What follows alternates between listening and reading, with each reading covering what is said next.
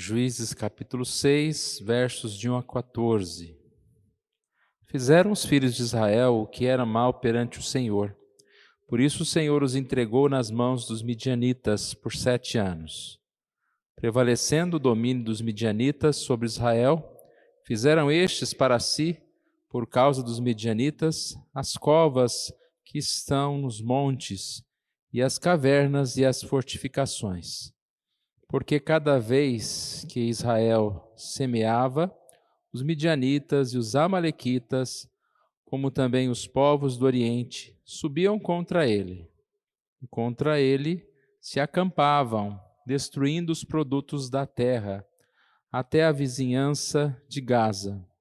E não deixavam em Israel sustento algum, nem ovelhas, nem bois, nem jumentos, porque subiam com os seus gados e tendas e viviam como gafanhotos em tanta multidão que não se podiam contar, nem a eles, nem aos seus camelos, e entravam na terra para a destruir. Assim Israel ficou muito debilitado com a presença dos midianitas. Então os filhos de Israel clamavam ao Senhor. Tendo os filhos de Israel clamado ao Senhor por causa dos midianitas, o Senhor lhes enviou um profeta e lhes disse: Assim diz o Senhor, Deus de Israel: Eu é que vos fiz subir do Egito e vos tirei da casa da servidão, e vos livrei da mão dos egípcios e da mão de todos quantos vos oprimiam, e os expulsei de diante de vós.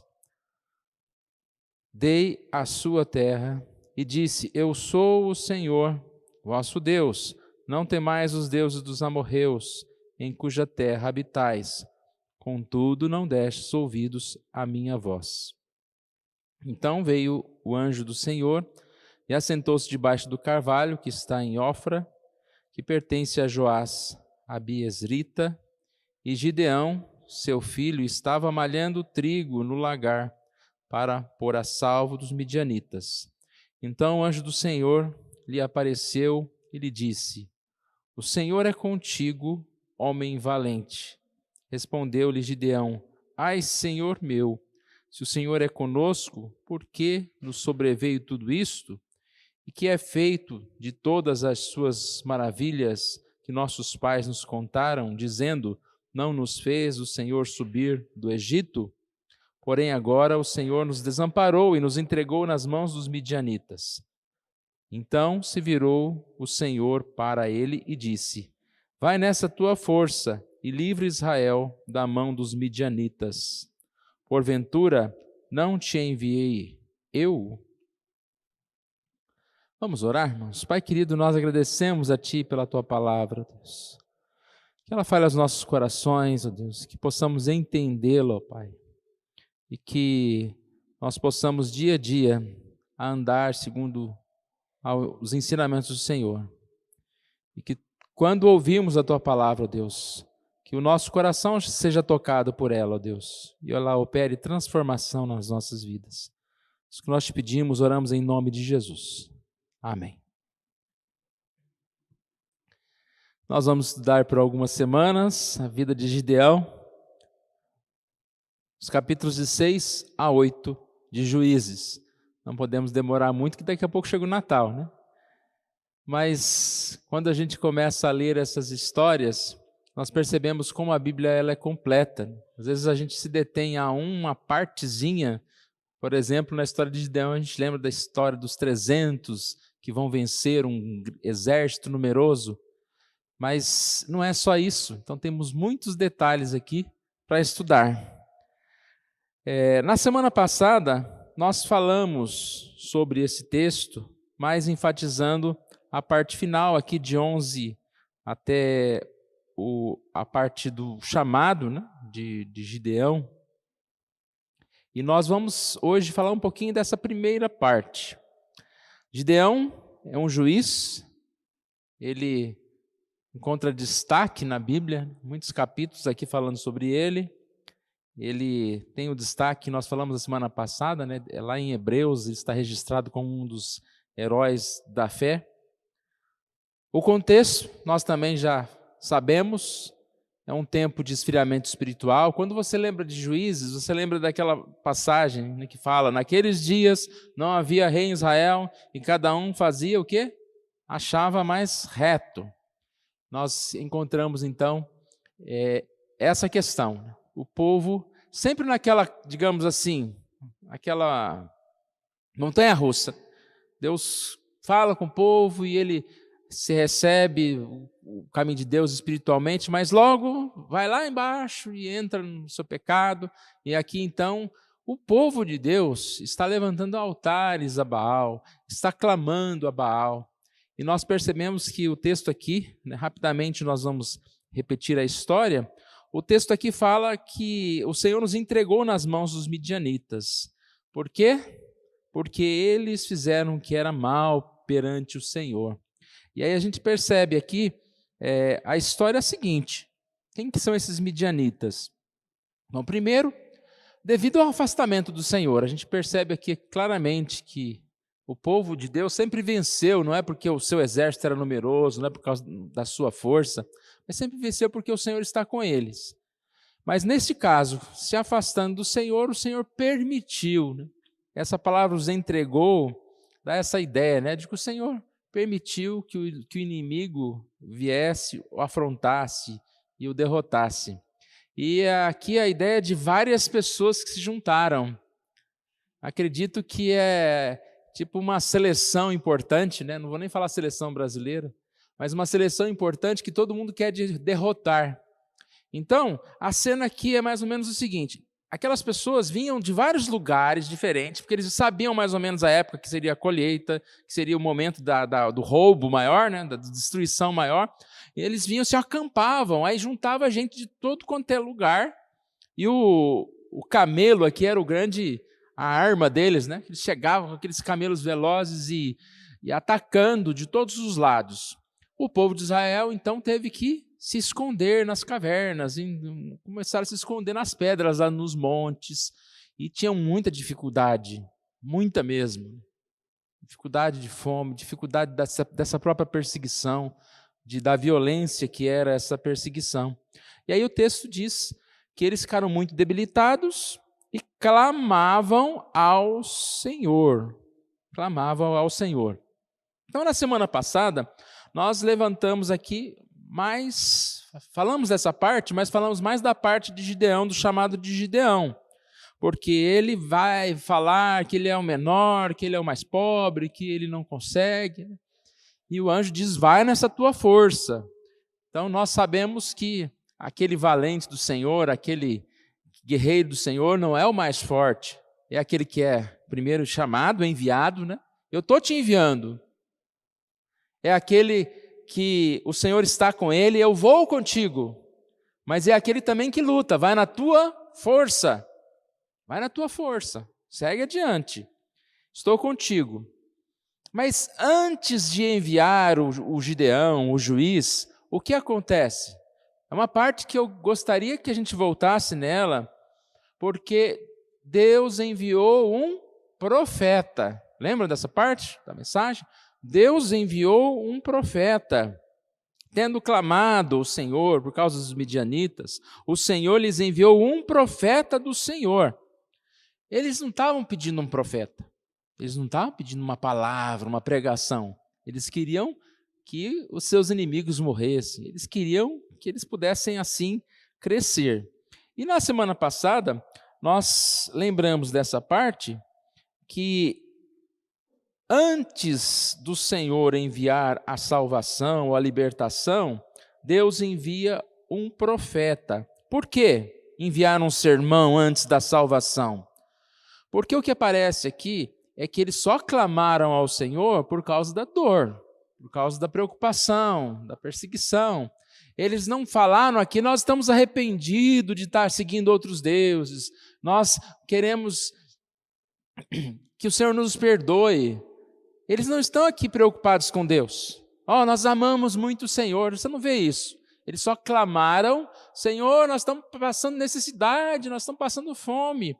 E aí vem essa ideia da palavra antes da ajuda, porque eles precisavam saber por que a situação deles chegou nesse ponto.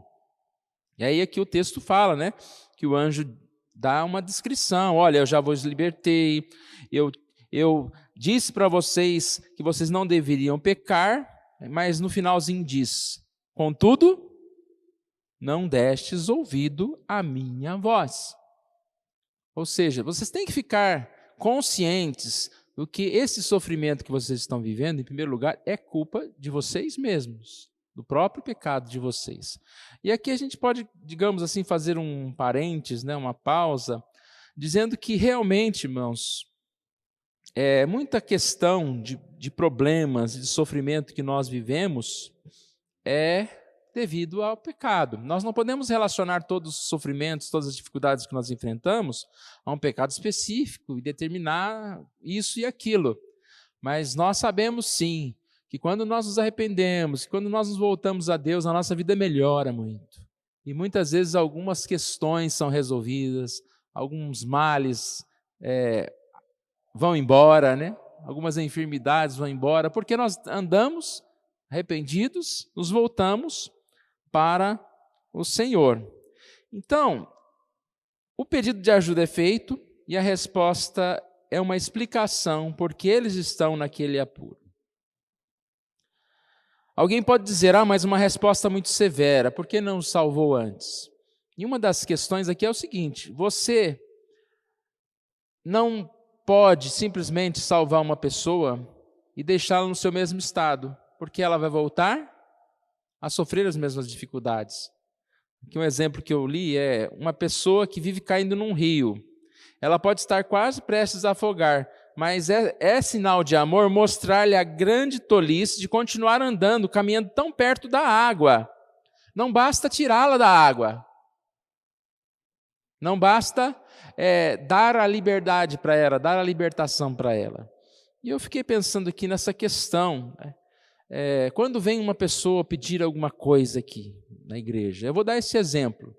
Nem toda pessoa que está na rua é um pecador que está ali fazendo tudo que é errado. Mas muitas pessoas que estão nessa situação já chegam bêbadas, já chegam drogadas, né, e vêm falando alguma coisa. Essa pessoa, ela vem buscar arrependimento, ela vem buscar Deus, ela vem buscar uma ajuda espiritual, ou na maioria das vezes ela vem pedir um dinheiro, ou ela vem contar as suas dores. Então, na maioria das vezes, essas pessoas elas estão ali lamentando a situação que estão. Adianta a gente dar o dinheiro para a pessoa e dar um monte de coisa para essa pessoa, para ela voltar para a rua, e muitas vezes com esse dinheiro, ao invés de comprar comida, comprar drogas. Então você precisa dar um sermão para depois dar o pão, para ajudar. Então é difícil quando a igreja ela tem essa assistência e não dá o sermão, e não dá a palavra. As duas coisas têm que vir juntos. Uma passagem bíblica muito importante sobre esse assunto é 2 Coríntios 7, de 8 a 11. Porque o que nós estamos vendo aqui? Qual é a diferença de uma pessoa que está sofrendo e se arrepende e de uma pessoa que está sofrendo e simplesmente quer que passe a sua dor? A diferença é que uma está realmente arrependida e a outra tem uma coisa chamada remorso. Lembra que nós falamos na semana passada que essas pessoas clamavam porque estavam tristes por causa das consequências de seu pecado, ou seja, por causa da opressão. Não estavam tristes pelo pecado em si e a respeito de como haviam destruído o seu relacionamento com Deus. E a frase que mais dói, irmãos, e aqui a gente não está falando mal do povo daquela época, a gente tem que pensar em nós, né? Essa mensagem é para nós. Não queriam mudar os seus amores ou se livrar de seus ídolos. Queriam apenas ter paz para continuar na idolatria. Queria que passasse a dor para voltar aos seus pecados, à sua vida comum lá, de adorar Baal, de viver nas suas práticas de pecado. O que estava incomodando não era o pecado deles. O que estava incomodando era o inimigo, era a fome, a dificuldade que eles estavam enfrentando. Então, irmãos, essa passagem ela é muito esclarecedora. Eu não vou ler toda a passagem, mas aqui, 2 Coríntios capítulo 7, desde lá do início, Paulo falou várias vezes aos coríntios, né, a igreja de Corinto. E ele foi duro com aquela igreja. E ele chamou a atenção daquela igreja. E aqui ele está, de certa forma, feliz. Por quê? Porque aquelas palavras que foram tristeza, que foram duras, geraram o que naqueles irmãos? Arrependimento. Então aqui diz o seguinte, versículo 8: porquanto ainda vos tenha contristado com a carta, não me arrependo, embora já me tenha arrependido. Vejo que aquela carta vos contristou por breve tempo. Então ele não está arrependido de mandar a carta, ele ficou triste porque a palavra dele foi dura, a repreensão foi dura. Me alegro porque fostes contristados, mas porque fostes contristados para arrependimento. Pois fostes contristados segundo Deus, para que, de nossa parte, nenhum dano sofresses. Porque a tristeza segundo Deus produz arrependimento para a salvação, que a ninguém traz pesar. Mas a tristeza do mundo produz morte. Então, ele diz, não me arrependo de ter enviado essa carta. Causou dor? Causou. Porque imagina a acusação, né? A igreja ela se achava importante. Você chega lá e fala assim, olha, vocês estão errados nisso, estão errados naquilo, vocês me perseguem, vocês são errados. Causou dor. Mas essa dor levou ao arrependimento. E aí essa frase que é importante do versículo 9. Esse tipo de tristeza é que Deus espera do seu povo, numa outra linguagem. Ou seja, que tristeza? A tristeza que produz arrependimento. Quando a gente passa por dificuldades, por sofrimentos, e muitas vezes essa tristeza, ela vem para tocar na nossa vida, no nosso coração, para a gente fazer uma análise. A primeira análise que nós temos que fazer é espiritual na nossa vida. Como é que está a minha vida? O que eu preciso mudar na minha vida? E essa tristeza que produz arrependimento é a tristeza de Deus, aqui está falando. Mas qual que é a tristeza de morte? A tristeza do mundo. Duas pessoas que sofrem uma dificuldade, uma tem remorso e a outra tem arrependimento. Qual é a diferença? Pense no filho pródigo. O que o filho pródigo chegou falando? Ah, não, eu quero aqui que o Senhor restitui a minha vida, eu quero uma casa nova, estou voltando, né? Esse mundo, eu sofri demais nesse mundo. Não, ele fala, pai, eu pequei, eu não mereço nada. Ele não está preocupado com nada. Senhor, meu pai, se você arrumar um lugarzinho lá junto com os seus funcionários, para mim está bom demais. Agora, quem tem remorso fala, não, Senhor, olha, essa minha vida está muito sofrida. Eu quero de volta o que é meu, né? Eu quero, Senhor, me dá tudo de volta. E em momento algum a pessoa fala, olha, eu estava errado. Vou citar novamente a questão de uma pessoa da rua. Eu estou citando esse exemplo, poderia citar qualquer outro, tá, irmãos? Não estou perseguindo alguém. Mas uma vez veio uma senhora aqui. Ela entrou um pouquinho antes de uma reunião de oração. E as palavras dela eram, eu perdi tudo. Levar os meus filhos embora. E eu consegui, depois orei por ela, levei ela para trás, e ela ficou falando. Levar meus filhos embora. Por que levaram os filhos dela embora? Porque ela vivia na rua, bêbada e etc.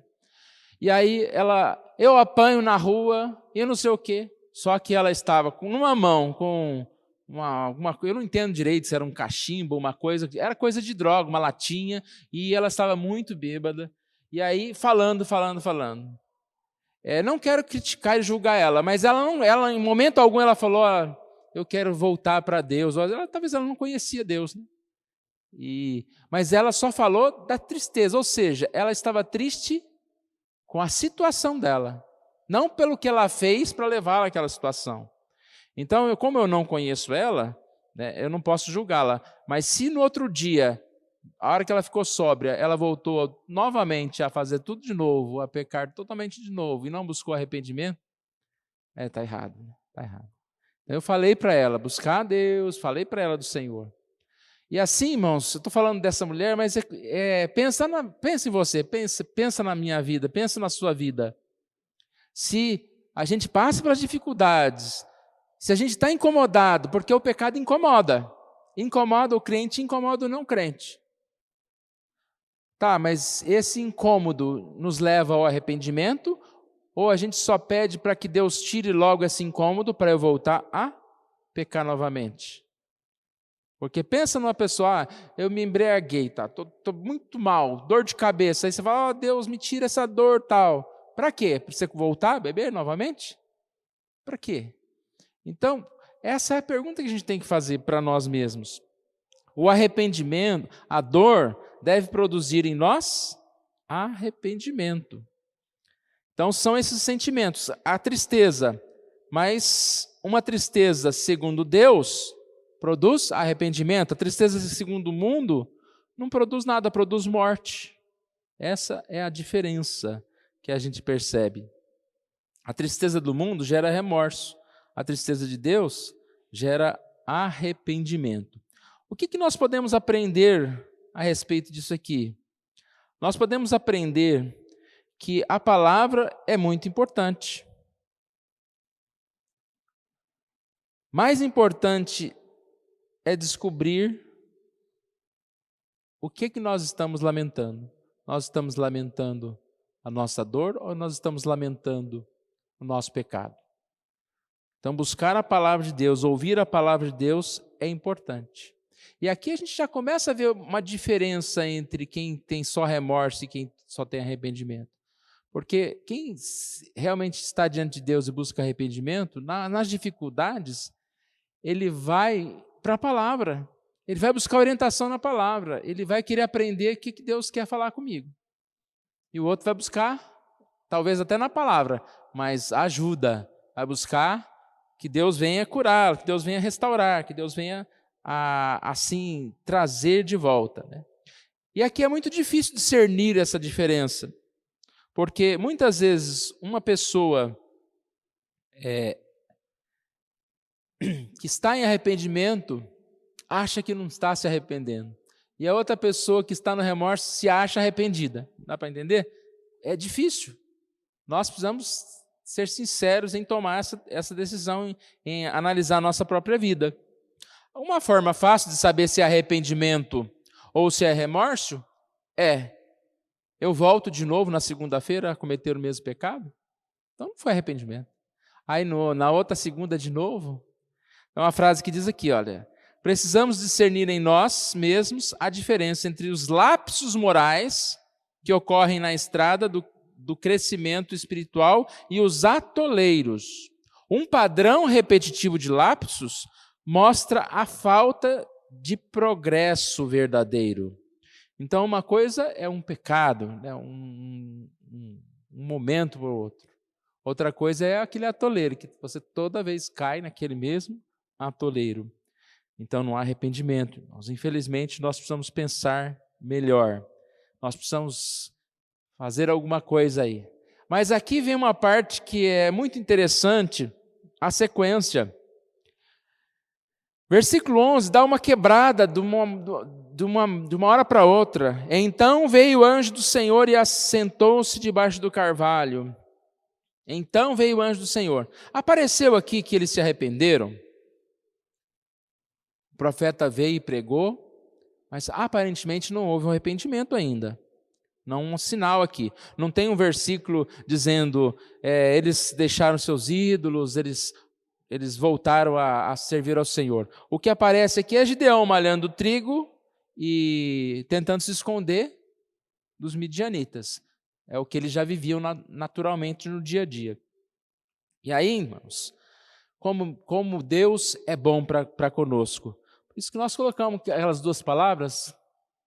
Cadê as palavras? Tinha umas palavras ali. O primeiro slide. Passa o outro.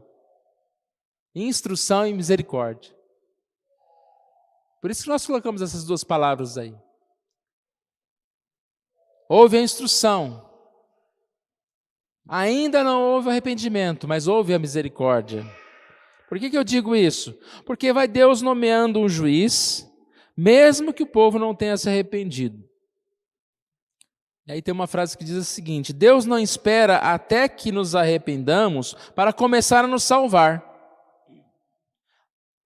Ao ter Cristo morrido por nós quando éramos ainda pecadores. Deus começa um processo de restauração na vida daquelas pessoas com a palavra.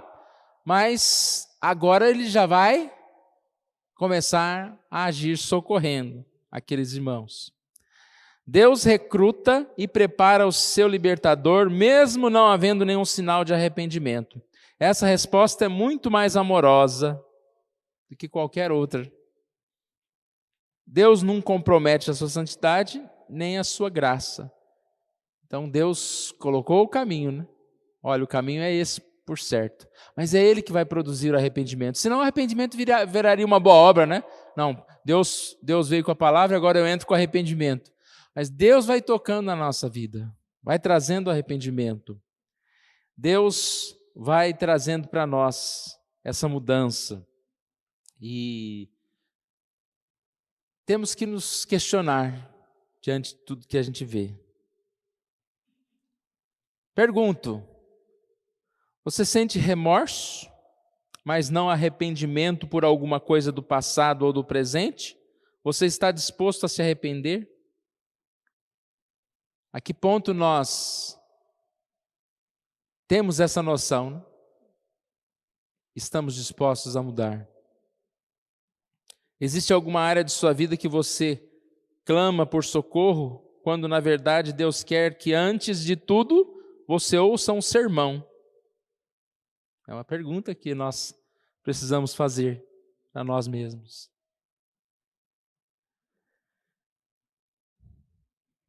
Eu creio que essa mensagem, irmãos, é muito especial para nós, porque nós cantamos algumas canções aqui que falam a respeito disso, dessa necessidade de nós andarmos na justiça, nós seguimos o caminho de Deus. Mas muitas vezes nós estamos mais como esse povo aqui, que anda em pecado, aí a hora que está incomodando alguma coisa, ele pede para Deus: Senhor, me ajuda. E nós somos muito piedosos: Senhor Deus, enche a minha vida, transforma a minha vida. Essa é a grande questão. Você quer o quê?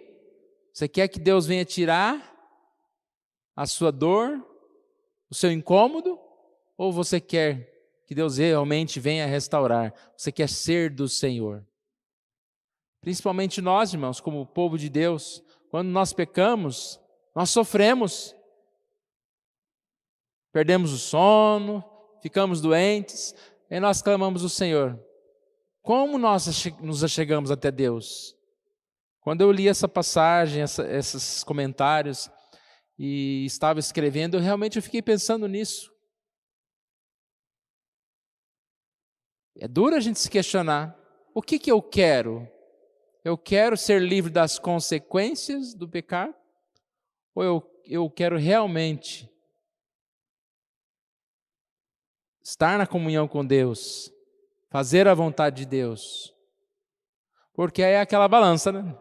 A gente pede, aí Deus responde. E aí passa um tempo, e a gente cai novamente, a gente pede, Deus responde. Eu creio que Deus, esse mesmo Deus que nos tira, né, desse atoleiro, é o Deus que fala para nós: vai, não peques mais, siga adiante. Então eu creio, irmãos, que é tempo da gente voltar à palavra de Deus.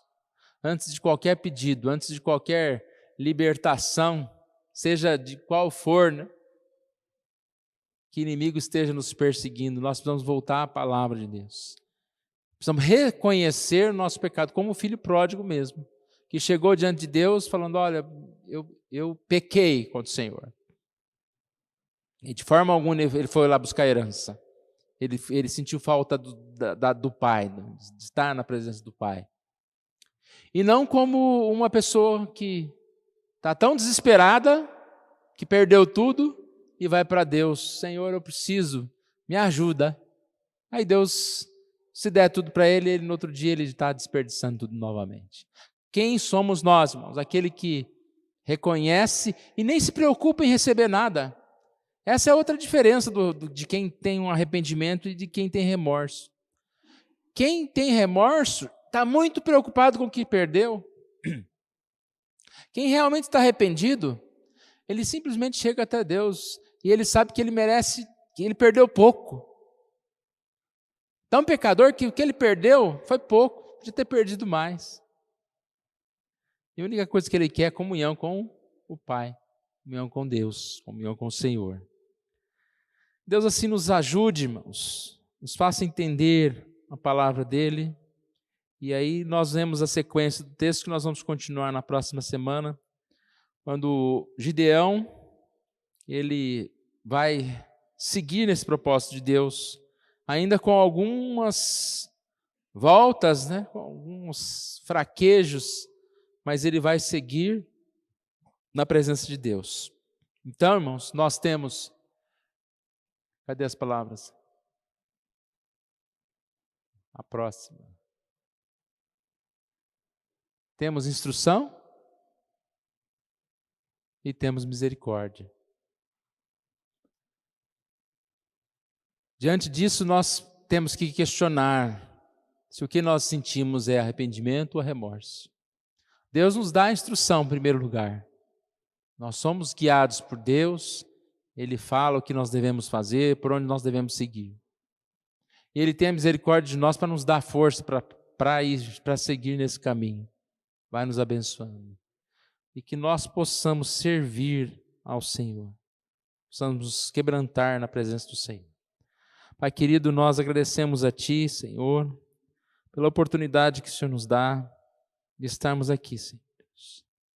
Obrigado, Senhor, pela Tua palavra. Obrigado, Senhor Deus, pela Tua mensagem. Que o Senhor fale aos nossos corações, nos instruindo sempre, ó Deus. E que, às vezes que passarmos por certas dificuldades, às vezes causadas pelo nosso próprio pecado, ó Deus, que nós possamos nos voltar ao Senhor, perceber que esse sofrimento de Deus é o sofrimento que veio na nossa vida para produzir arrependimento, para produzir vida, para nos disciplinar, ó Deus. Que nós não estejamos simplesmente buscando no Senhor o alívio para a nossa dor, mas mais do que isso, ó Pai, nós estejamos assumindo um novo compromisso com o Senhor, nós estejamos voltando a nossa vida para o Senhor. Ó Pai amado, faça-nos entender mais e mais a Tua palavra e aplique essa mensagem nos nossos corações. É o que nós te pedimos, oramos em nome de Jesus. Amém.